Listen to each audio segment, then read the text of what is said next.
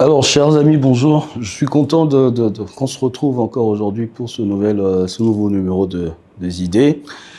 Donc, aujourd'hui, on a décidé de parler vraiment complètement d'autre chose, mais bon, pas autre chose, parce que idée, on va discuter un peu de tout ce qui fait l'actualité, de tous les sujets qui essaient un peu d'occuper notre monde. Et donc, on va parler aujourd'hui d'environnement, on va parler d'écologie, on va parler de toutes ces choses-là. Et pour ça, j'ai le plaisir d'accueillir quelqu'un, Maître Dominique Kajemba. Bonjour Dominique, comment vas-tu? Bonjour Serge, je vais très bien et toi-même? Oui, ça va. Alors, tu vas te présenter toi-même. C'est mieux que tu te présentes toi-même, comme ça c'est plus explicite et je ne tronque rien, tu vois. Mais bon, t'es avocat, spécialiste en droit des affaires et en droit de l'environnement. Oui. Je n'ai rien Non, tu tronqué. n'as rien oublié. Je suis avocat. Oui. Je suis avocat, j'appartiens à un barreau. Je suis au barreau de Kinshasa-Gombe.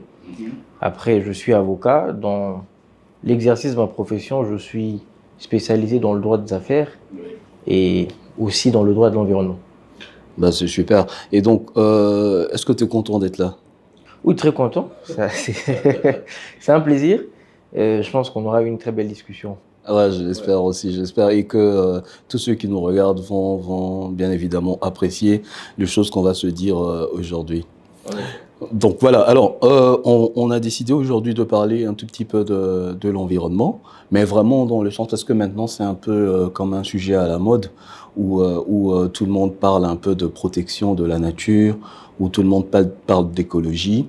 Et donc moi, en réfléchissant, enfin c'est un sujet qui ça se bouscule un peu trop dans ma tête, et je me suis dit, bon, je discutais ça avec qui, et puis je me suis rappelé que j'avais un ami qui était spécialiste dans le domaine, et je me suis dit, pourquoi ne pas te faire venir pour qu'on essaie un peu d'échanger autour de ces choses-là, autour de toutes les grandes idées derrière, parce que après moi j'ai une certaine idée de l'écologie, telle que ça nous est vendu aujourd'hui.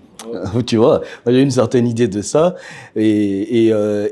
bon, l'avantage, enfin, l'intérêt de l'exercice aussi, c'est d'entendre aussi ce qu'un spécialiste comme toi pense du sujet. Parce que qui dit spécialiste, ça veut dire que tu as fait des recherches, tu as fait des études par rapport à ce sujet-là. Ouais. Tu vois un peu. Donc, c'est pour ça que je voulais qu'on parle un peu d'écologie avec toi. Mais bon, puisque tu es juriste et que tu es avocat en plus, euh, allez, je vais aller vraiment dans un début très structuré juriste. Est-ce qu'on peut parler d'un droit de l'environnement? Et si ça existe, c'est quoi le droit de l'environnement? Très bien, mais comme tu l'as développé tout à l'heure, ça fait joli aujourd'hui de parler de droit de l'environnement. C'est un peu comme d'autres sujets d'actualité on prend plaisir d'en parler, mais après, il y a une remise en question importante qui doit toujours nous caractériser. Parce que le droit de l'environnement, déjà historiquement, on est dans les années 60.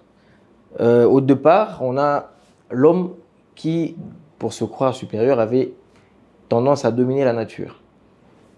Et cette domination a conduit à certaines conséquences écologiques, justement, qui ont créé une brèche au droit de l'environnement. Parce que on a le développement industriel, on a l'évolution industrielle qui intervient, mais après, il y a des conséquences. Et ces conséquences vont pousser les États, les hommes, à réfléchir sur comment gérer les conséquences de catastrophes qui sont corollaires de ces développements industriels. Et c'est là qu'il y aura des conventions. Je parle de Stockholm, je parle de Rio de Janeiro.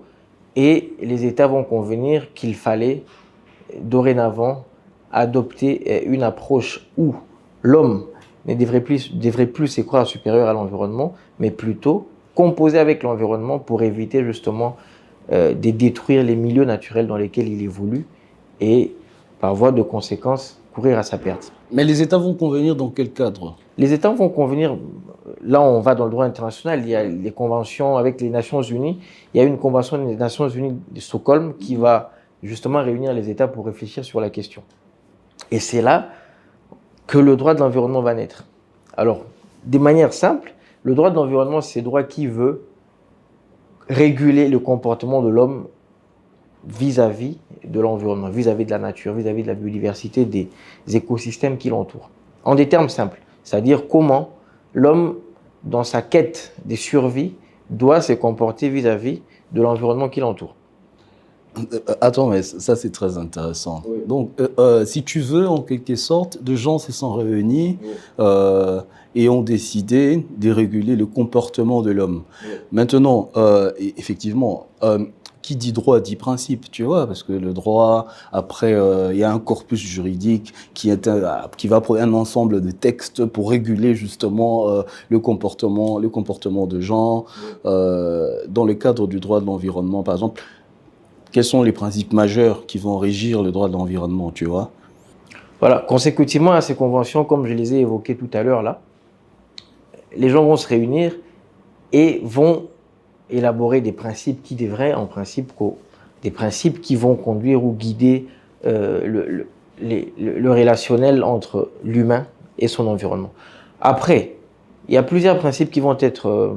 on va revenir plus tard sur ce qui va entourer ces principes et les critiques qui vont s'en suivre. Ah ouais, parce que moi j'en ai beaucoup de critiques. Hein. Oui,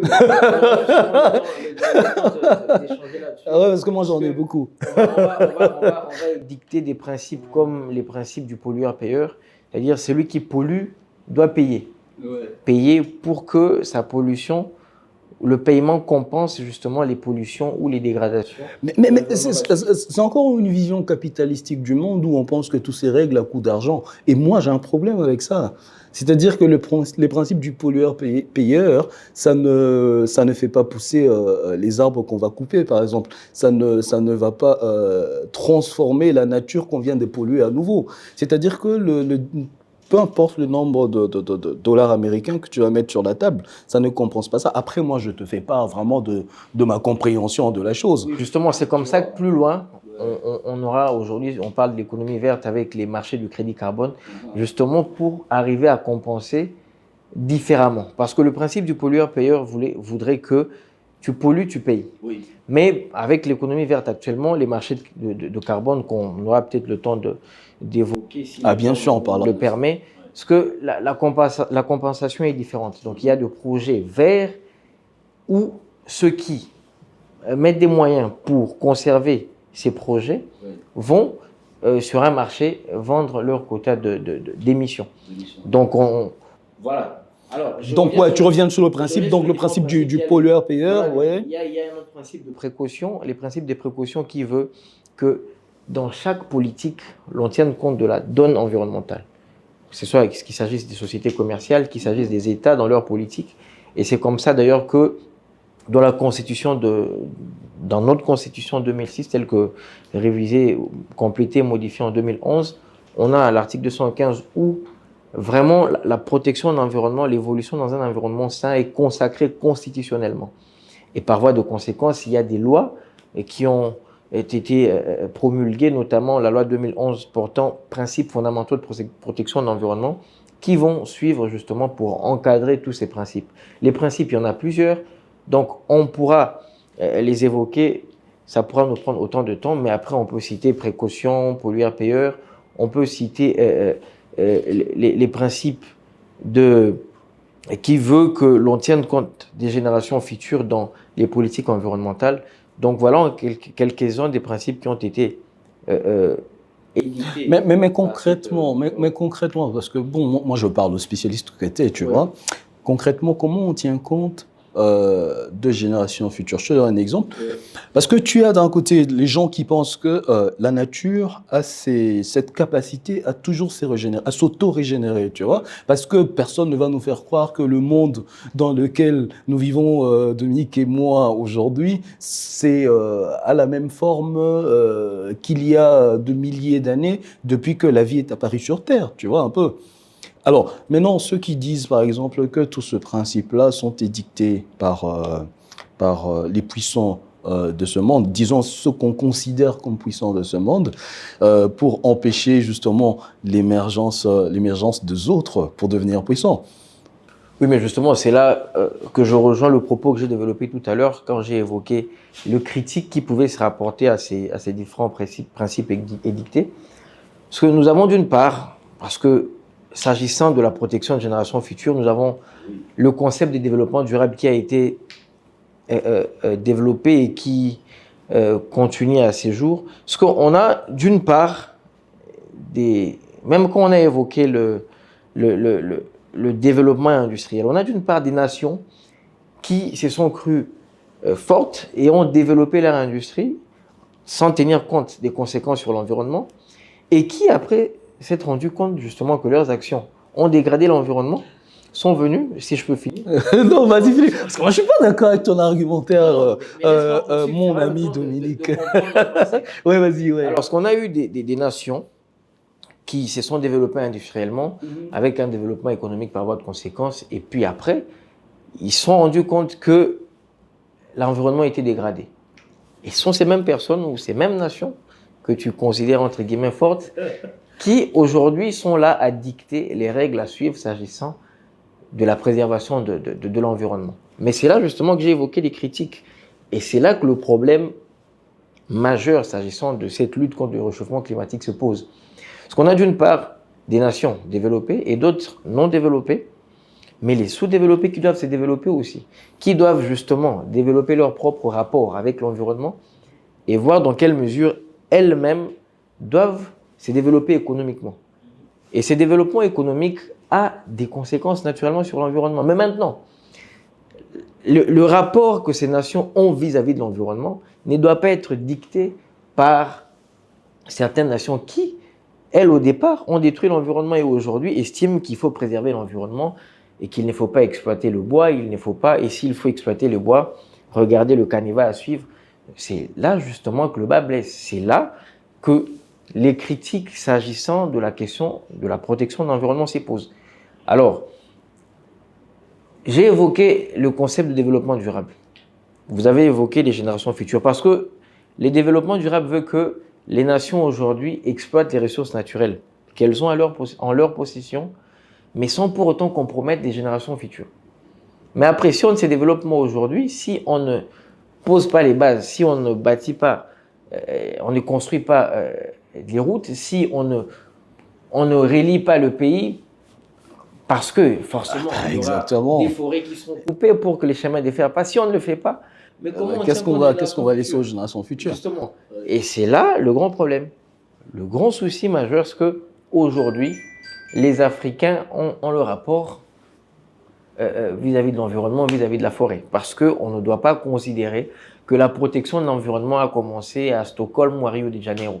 Parce que l'Africain vivait dans cette forêt et avait un rapport particulier avec ces forêts et la préservait. Non, mais moi je suis développé comme tu l'as développé là, je suis partiellement d'accord. Partiellement oui, ouais. Partiellement d'accord, parce que moi je pense que le problème plutôt c'est au niveau même de ce qu'on va poser comme problématique déjà, ouais. Tu vois, parce que quand on dit que on se développe et que les développements entraînent la destruction de la nature, moi, il me semble que ce discours-là est porté par ceux qui sont déjà développés pour empêcher les autres de se développer. Et moi, si je repars vraiment, je repars à la colonisation et de ce que ça a entraîné après, parce que si tu regardes toutes ces luttes, tous ces combats écologiques et deviennent un peu beaucoup plus visibles après les indépendances de pays qui étaient autrefois colonisés. Ouais. Tu vois un peu. Bon, plus visibles, tu vois, mais au début, c'était vraiment pas de combat. Justement, tu vois, les années 60. Et exactement, les années 60. C'est là que ça devient plus visible. Tu vois, c'est là qu'on a WWF qui voit le jour, on a l'UNESCO et on a voilà, tout ça qui vient avec, tu vois. Moi, je pense qu'au fond, mais vraiment au fond du truc, je ne refuse pas qu'on soit dans une démarche de la préservation de la nature. Ça me pose pas problème. Mais ce qui me pose problème, c'est que en tant qu'Africain ou en tant qu'autre peuple du monde qui n'arrivons pas encore à donner à nos populations ce qu'il faut en termes de soins de santé, en termes d'infrastructures et tout ça, que nous ne soyons pas enfermés dans ce discours-là, tu vois, dans ce piège-là de la protection, quoi qu'il en coûte, de la nature ou la préservation de nos forêts, parce qu'il ne faudrait pas détruire tout ça. C'est faux, moi je pense que c'est faux. Justement, tu vois, je veux bien, mais il y a une donne importante à prendre en compte. Qui dit développement, Parce que chaque fait a des conséquences. Parce que si aujourd'hui on veut construire des routes, si aujourd'hui on doit relier la République démocratique du Congo par une voie ferrée ou par des routes, il y aura des conséquences sur le plan urbanistique, sur le plan environnemental. Alors c'est justement ces conséquences qu'il faut minimiser dans l'action pour que l'humanité n'en pâtisse pas. Je veux bien qu'on ne lie pas la question du développement à la destruction de l'environnement ou des écosystèmes. Je veux bien, mais qu'on le veuille ou pas, il y aura des conséquences. Je donne un exemple. Aujourd'hui, notre économie est entièrement tournée sur plutôt les ressources naturelles, l'exploitation des ressources naturelles et tout le reste. Et cette exploitation, en majeure partie, ce sont les pays étrangers, par les truchements des multinationales. Mais après, ces exploitations ont des conséquences sur la nature, n'est-ce pas? On a la pollution des eaux. On a des atteintes sur le plan urbanistique où il y a des érosions, il y a tout ce qui va avec. Mais maintenant, on doit se mettre d'accord que si on veut se développer, oui, c'est possible. Mais après, il y a un impact sur l'environnement, mais qu'il faut minimiser. Et justement, cette minimisation-là, mais c'est justement ça, les luttes contre la dégradation des écosystèmes. Mais que penses-tu de ceux qui pensent que toutes ces luttes pour l'environnement, donc tous ces combats pour l'écologie, c'est pas parce que les gens, entre guillemets, ont un amour infini pour la nature, mais c'est en quelque sorte une forme de nouvelle colonisation. Le néocolonialisme. Parce que, regarde, on ne va pas aujourd'hui nous dire à nous que nous, les Africains, et déjà que quand tu regardes justement tous ceux qui étaient engagés au départ dans ce combat-là du côté des Occidents, ils disaient qu'on était, nous, des sauvages. Donc on ne va pas nous dire à nous qu'on était des sauvages, alors que depuis toujours dans nos cultures, dans nos coutumes, on a toujours eu un rapport assez particulier et peut-être très spirituel avec la nature, avec les forêts. Tu vois, nos chefs coutumiers, il y en a qui étaient enterrés au pied des arbres. Tu vois, il y a plusieurs rites initiatiques en Afrique qui se font au pied des arbres. Il y a des rites de passage à l'âge adulte qui se font dans certaines tribus dans la forêt. Tu vois un peu. Et aujourd'hui, juste pour terminer, et puis tu vas argumenter là-dessus, on va nous dire que, ok, d'accord, nous on est les sauvages et qu'on coupe les arbres comme on veut. Mais c'est faux. C'est faux. Regarde en Afrique aujourd'hui, les Africains qui vont couper des arbres, c'est pour de nécessités vitales. C'est-à-dire que mon oncle qui est au village, lorsqu'il va abattre un arbre, c'est pour faire du bois. Et le bois, c'est pour chauffer, allumer le feu, pour lui permettre de faire sa nourriture et tout ça. Mais le capitaliste qui va venir de l'Occident, lorsqu'il coupe le bois, c'est pourquoi? C'est pour le transformer et le revendre. C'est-à-dire que d'un côté, tu as un qui coupe les bois pour des raisons des survies, et de l'autre côté, tu as celui qui coupe le bois juste pour se faire de l'argent. Alors, de deux, qui est le plus sauvage? Alors, revenons sur ça, je te rejoins quand tu dis que ce n'est pas l'Occident qui va apprendre à l'autochtone, au pygmée qui est dans la forêt équatoriale, de vivre avec son environnement. Parce que je suis tout à fait d'accord que dans la culture, que dans les pratiques, les autochtones avaient des pratiques éthiques qui, justement, concouraient à la préservation de l'environnement. Sinon, depuis toutes ces années, les écosystèmes ou son environnement auraient disparu. Je suis tout à fait d'accord. Mais après, puisque aujourd'hui la question de l'environnement ne dépend plus de la survie de l'autochtone, puisque la question de l'environnement ne dépend plus du seul État congolais, parce que c'est une question qui appelle toute l'humanité. Donc aujourd'hui, on ne peut pas prétendre que le fait qu'on ait une relation intime avec l'environnement suffirait plutôt pour la préserver. Aujourd'hui, la question de l'environnement, c'est une question qui concerne toute l'humanité. Alors, que tu sois chez toi, à Popokabaka, à Ngandajika, vivant dans la forêt ou, je ne sais pas moi, à Bassan-Koussou, dans la forêt, il faut, dans ton relationnel avec la forêt, avec l'environnement, tenir compte d'un certain impact. Parce que c'est vrai, nos ancêtres, quand ils coupaient facilement, ils avaient cette tendance à replanter. Et comme tu l'as dit tout à l'heure, la forêt se régénère. Exactement. Mais après combien de temps? Après combien de temps? Donc aujourd'hui, s'il faut couper, il faut planter. Si l'autochtone qui vit de la forêt peut couper et planter, c'est justement cette régénération à laquelle on ferait allusion. Et comme je l'ai soutenu, depuis la nuit de temps, l'autochtone avait déjà une relation particulière avec l'environnement. Et ce n'est pas dans les années 60 avec les conventions que le pygmée va apprendre à se tenir vis-à-vis de l'environnement. Mais alors, est-ce que pour que ces luttes écologiques, ces luttes pour l'environnement ne s'apparentent pas à une sorte d'un colonialisme vert d'un nouveau monde, c'est pas possible que vous, enfin je vais dire, en parlant de vous, je parle de spécialistes que tu es par exemple, que les Africains, disons de manière générale, parce que une chose, et ça c'est vrai, quand tu regardes toutes ces institutions qui militent pour l'environnement, mais leurs luttes pour l'environnement sont entièrement tournées vers l'Afrique, vers l'Amérique latine, enfin bref, tu vois, un peu vers l'ancien monde colonial. C'est ce que j'essaie d'expliquer. Bon, ça peut se justifier parce qu'aujourd'hui, que ce soit l'Amérique latine ou l'Afrique, nous détenons les forêts qui maintiennent le monde. Oui, mais nous avons toujours détenu les forêts qui maintiennent le monde, depuis toujours, même quand nous étions colonisés. Mais le problème, c'est que, comme lors de la colonisation, il fallait avoir du caoutchouc du Congo, il fallait avoir du cacao de la Côte d'Ivoire ou du Ghana, il fallait avoir tout ça, le capitaliste colonialiste se foutait complètement de l'environnement. Ils ont pris tout ça, ça fait avancer leur société. Oui, mais maintenant, alors, qu'est-ce qui... Regarde, tu as sûrement les chiffres, tu pourras m'avancer. Qui est-ce qui peut dire aujourd'hui que l'activité qui a été faite hier par ces capitalistes colonialistes a moins d'impact que ce que nous-mêmes nous ferons aujourd'hui de nos forêts pour faire avancer nos sociétés?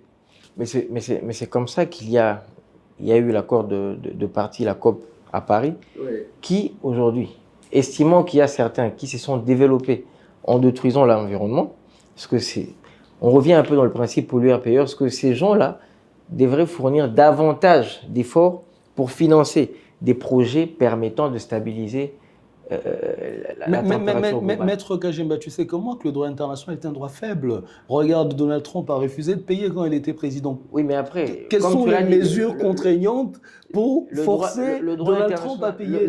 Il est même sorti de l'accord de Paris. Le droit international se caractérise par un rapport de force. Ah, oui, mais aujourd'hui, il faut être fort pour faire parler, pour faire entendre sa voix. Exactement, Maître Kajemba. Non, on se limite à prétendre que nous sommes pays solution. Ça, c'est un sujet qu'on va justement bientôt aborder, cette histoire. Je veux bien, parce qu'aujourd'hui, le droit international se caractérise par un rapport de force. Ah bah oui, absolument. Oui, mais maintenant, tu mettais entre guillemets qu'ils étaient forts. On fait comment? Mais sur papier, ils le sont. Oui, mais on fait comment, Maître Kajemba? C'est-à-dire que Donald Trump, président des États-Unis, sort de l'accord de Paris. Ça veut dire qu'il dit que les États-Unis d'Amérique ne sont en rien engagés avec tout ce qui a été dicté comme principe à Paris. On fait comment, nous? On subit les principes de l'accord de Paris alors que Trump ne veut pas payer. C'est comme ça que je suis d'avis que l'Africain, le Congolais que nous sommes, doit concevoir ses propres mécanismes de protection de l'environnement. Ah ben voilà. Donc nous devons être en mesure, oui, parce que si on dit que nous sommes deuxième poumon après l'Amazonie, la forêt équatoriale, la forêt du bassin du Congo qui s'étend jusqu'au Cameroun. Mais justement, quelles sont les pratiques que l'Africain met en place pour prétendre que lui préserve mieux l'environnement que l'Occident? Mais Maître Kajemba, le problème, c'est que la plupart d'organisations africaines de lutte pour l'écologie, écoute, j'ai même pas envie de dire qu'elles sont arrimées à l'Occident. Non, elles sont nourries aux mamelles de l'Occident. C'est compliqué. Déjà, à la base, toutes ces organisations sont financées par des ONG ou des institutions occidentaux, ou occidentales plutôt, je voulais dire occidentales. Alors, quand on conçoit la préservation de la nature, en tant qu'Africain, en tant que Congolais, on doit être justement en mesure de penser aux mécanismes de financement. Parce que Tant que nous serons financés par certaines ONG, nous n'aurons que dans la bouche leurs propos, leurs slogans et leurs leitmotiv. Mais voilà pourquoi moi j'aime beaucoup discuter de ces choses avec toi, parce que moi j'estime que toi tu as une autre façon de penser justement la défense de l'environnement en tant qu'Africain. Parce que je suis convaincu. Et voilà, moi je pense que c'est important d'avoir des gens. Mais malheureusement, pourquoi des gens comme vous, on donne jamais la parole vraiment à des gens comme vous, ça c'est encore un problème. Heureusement que on va donner la parole. Alors, pour terminer, on va passer un peu à ces trucs de pays solutions. Ouais. Déjà, pour commencer, quand tu as entendu l'émergence de ce concept de pays solutions, comment tu as pensé ça? Comment tu as reçu ça?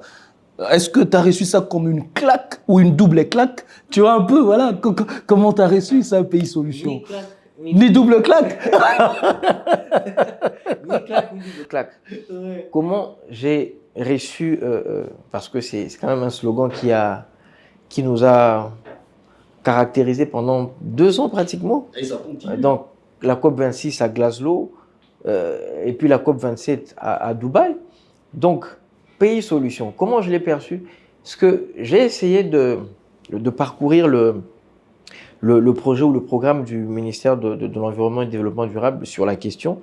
Ce qu'on a mis en avant, c'est que la RDC détenait des ressources forestières inestimables et que nous avions une grande potentialité en eau douce et des ressources naturelles qui vont justement guider la transition écologique, parce que on est dans une phase où on lutte contre le développement des énergies fossiles et qu'il faut basculer vers les énergies renouvelables. Donc, comment je l'ai perçu après avoir parcouru ce rapport, c'est que la RDC disposait justement des atouts nécessaires sur lesquels le monde pouvait s'appuyer pour basculer vers ces transitions. Donc avec le cobalt, avec les forêts.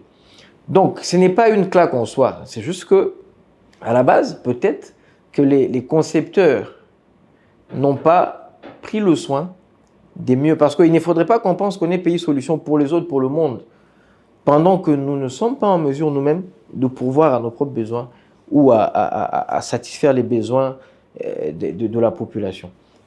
Comment je l'ai perçu en un mot? C'est un bon concept, mais qui n'a pas été mieux explicité. Je suis d'avis qu'on est pays solution parce que le monde peut compter sur la RDC et s'appuyer sur nous pour migrer vers... Mais est-ce que tu penses, parce que là tu dis un truc, tu prononces de mots justes en disant que le monde peut compter sur nous. Et je reviens à ce qu'on s'est dit tantôt par rapport aux pays, entre guillemets, puissants, forts, qui n'en font qu'à leur tête. Mais qu'est-ce qu'un pays qui n'est pas fort pourrait attendre de ceux qui sont forts en disant que vous pouvez compter sur nous? C'est-à-dire qu'en quelque sorte, on se dit, vous pouvez compter sur nous, mais est-ce que nous possédons tous les leviers nécessaires pour que ceux-là qui doivent compter sur nous ne nous imposent pas plutôt des choses par notre méthode, voilà, avec nos méthodes. Exactement. Oui. Est-ce que nous possédons les leviers nécessaires pour dire que, OK, vous pouvez compter sur nous, mais c'est nous qui allons édicter les règles de jeu? Oui, tout passe par la législation. Parce que ce qui est intéressant, c'est que les conventions internationales fixent les règles, mais il revient à chaque État partie. Mais quelqu'un pourrait te retorquer que les conventions légalement signées en valeur supérieure sur... On va évoquer l'article 215, peut-être que j'ai évoqué tout à l'heure abusivement. L'article 215 qui parle de la primauté des conventions. Mais justement, c'est vrai que les conventions fixent les principes directeurs des jeux. Je reviens sur la question des peuples autochtones et tout le reste. Il y a quand même des avancées. En 2022, on a eu une loi qui portait protection des populations autochtones, des pygmées et tout le reste. Parce qu'aujourd'hui, par exemple, on ne peut pas exploiter des ressources forestières, on ne peut pas avoir une concession forestière et exploiter les forêts sans pour autant discuter avec les populations locales. Donc, pour qu'on soit aujourd'hui en mesure de dicter les règles de jeu, c'est que nous devons avoir des législations qui tiennent compte de nos préoccupations et de nos réalités et des aspirations profondes des populations qui vivent autour de ces forêts ou autour de toutes ces ressources. Mais, Maître Kajemba, on s'engage dans l'accord de Paris. Oui. Je ne sais pas à combien est fixé les taux d'émissions de gaz à effet de serre pour chaque État. Je ne sais pas trop à combien est fixé, est fixé le truc. Le quota est fixé le quota est fixé par des instances au niveau international, sous réserve de dire sans précision du quota prévu, mais sauf que chaque État a le droit d'émettre à une certaine proportion. Oui. Mais c'est justement là aussi une autre opportunité s'agissant de l'économie verte qu'on a évoquée au début. Mais s'il faut revenir sur la question de pays solution, moi je suis d'avis que la RDC est pays solution, oui. Le monde peut compter sur nous pour lutter contre le changement climatique, mais nous devons être en mesure d'imposer les règles du jeu. Mais moi, je vais dire, comme le disait, je crois, Chirac, je crois, en fait, quand il disait que la France n'a pas vocation à accueillir toute la misère du monde, moi, je pense que la RDC n'a pas, à ce stade, à être la solution du monde tant qu'elle n'est pas encore la solution pour elle-même. Non, moi, je pense que nous devons concentrer nos énergies sur nos problèmes internes, nos problèmes intérieurs, parce que ce qui se passe, c'est que quand on est pays solution pour la Terre entière, dans le cadre de concert des nations, le droit encore international qui va s'appliquer pour le plus faible et jamais pour le plus fort, il y aura édiction de certaines règles, et ces règles-là seront opposables à tous. Et nous, en tant que RDC, puisque nous sommes pays solution pour la Terre entière, qu'est-ce qui va se passer? C'est que nous allons signer ces règles-là applicables à tous, où on va nous interdire, par exemple, l'abattage des arbres à un certain taux pour un certain nombre d'années, puisque nous avons signé et que nous sommes engagés au respect de ces règles-là, et qu'il y aura de conséquences qui seront appliquées à nous, puisque nous sommes faibles. Et jamais au fort. Mais justement, nous sommes pays solution, pas pour apporter des solutions au monde entier, mais il y a une nuance à faire. Nous sommes pays solution pour apporter des solutions au monde à des proportions acceptables. Alors donc là, ça veut dire que ceux qui seront nos négociateurs dans les discussions, justement, dans le cadre de la protection de l'environnement, devront bien évidemment s'y rassurer de voir quel texte ils vont signer, quel texte ils vont pas signer. Non, mais après, le monde est aujourd'hui obligé de composer avec nous. Mais en venant composer avec nous, comment on nous trouve? Dans quelle posture on nous trouve? Quand je dis qu'il y a une nuance à faire, c'est qu'on peut apporter des solutions, mais n'est pas non plus hypothéquer le développement du pays. Parce que nous pouvons apporter des solutions à des limites bien Parce précises. que le Maître Kajemba, l'autre danger, et je pense qu'on va finir par là, mais t'inquiète pas, c'est pas moi qui aura le mot de la fin, parce que tu auras quand même le mot de la fin. L'autre danger avec cette affaire, c'est lequel? Le danger encore caché derrière Pays Solutions, où on se présente comme la solution pour tous les problèmes écologiques du monde, c'est l'aide au développement. Pas pour tous les problèmes. Je t'explique. Non, mais le problème, c'est lequel? C'est que on est Pays Solutions, d'accord? Donc, ça veut dire que ça va fonctionner par contrepartie. Ouais. Nous, on va accepter de notre côté de ne pas raser la forêt équatoriale. C'est un exemple. Hein. On dit, nous, on ne rase pas la forêt équatoriale.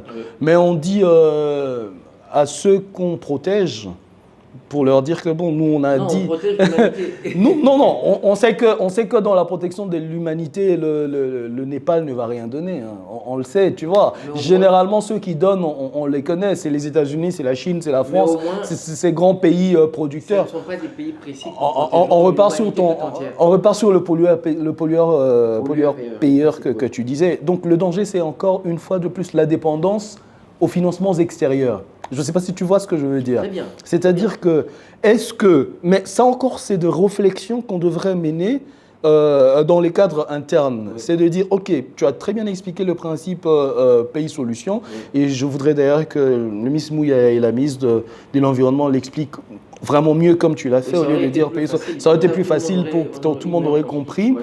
Est-ce que derrière la proclamation d'un pays solution, il ne se cache pas plutôt le piège de l'assujettissement à l'aide extérieure? Parce que c'est une contrepartie. Oui. On ne coupe pas, vous nous donnez. Mais OK, si on ne coupe pas et qu'ils ne nous donnent pas, qu'est-ce qu'on fait? Comment on les oblige à nous donner? Et ils nous donnent combien? Mais c'est Et ça. il nous donne combien?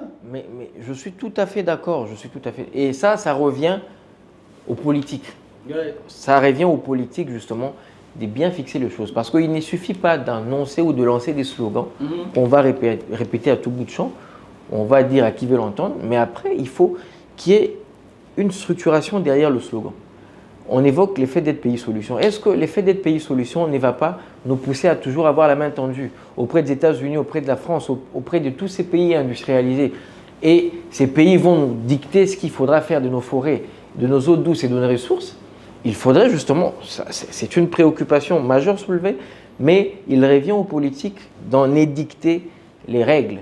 Et comme je l'ai dit, la législation en fait aussi partie.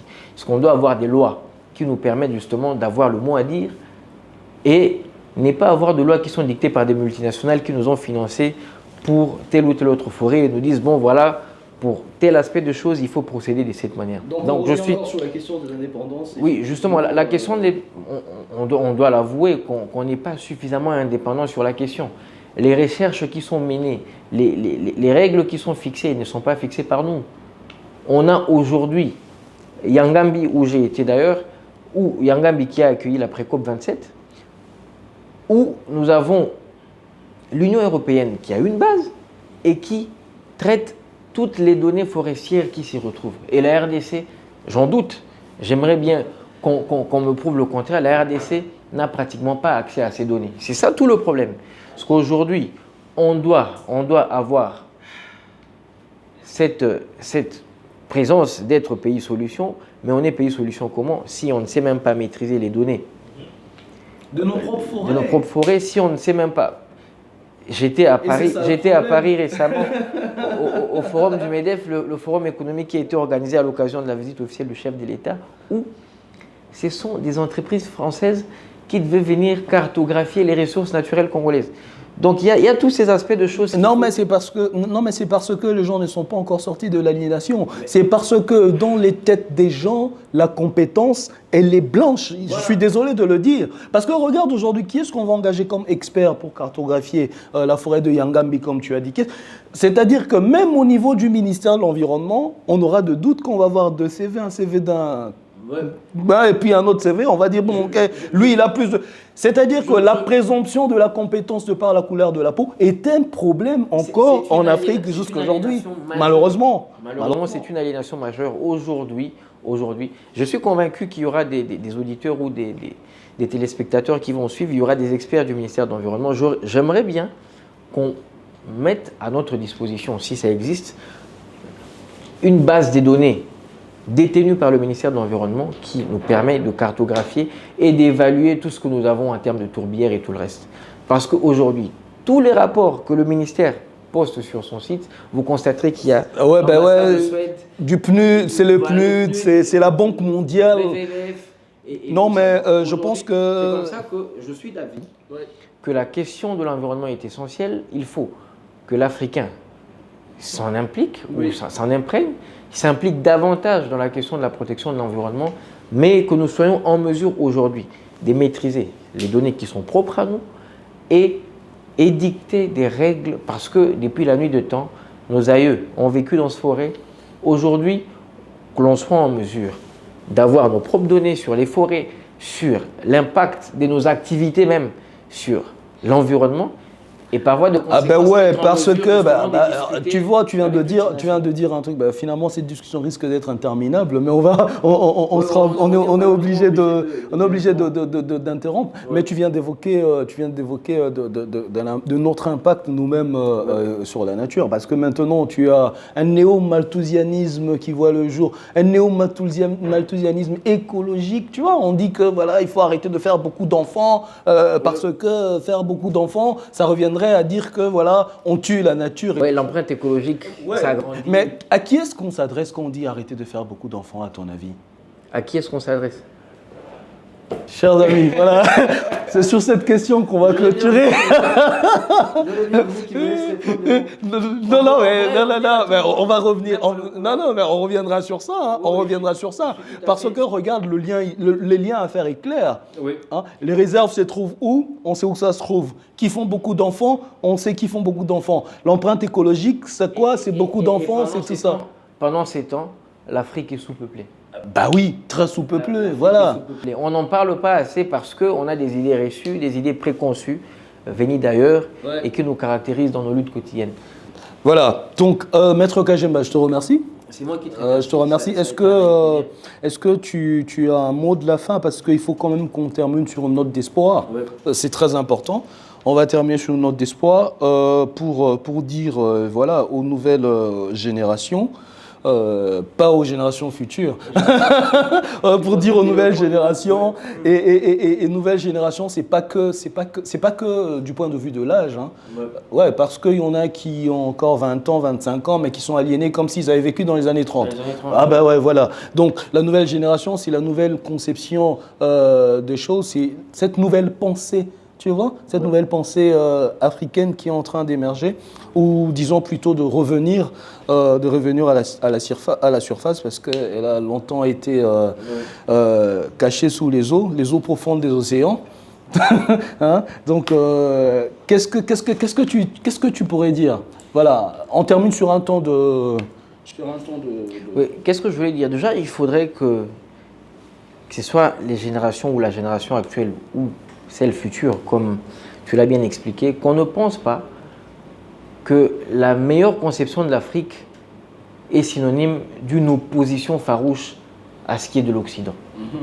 Parce que quelquefois, certains ont tendance à croire, pour qu'on pense africain, il faut absolument s'opposer à tout ce qui vient de l'Occident. C'est vrai qu'on n'a pas des rapports harmonieux parce qu'il y a cette plaie de la colonisation, il faut toujours y revenir, qui nous fait autant mal. Mais terminons sur une note d'espoir. Je suis convaincu que l'Africain peut penser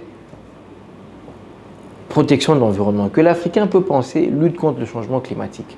Mais il est important que l'Africain, que le Congolais que nous sommes, prenne en compte les aspects qui correspondent aux aspirations profondes de sa culture, de ses réalités quotidiennes. Il ne faudrait pas que les gens nous imposent ce que nous devons faire de nos forêts sans pour autant tenir compte de notre vécu quotidien.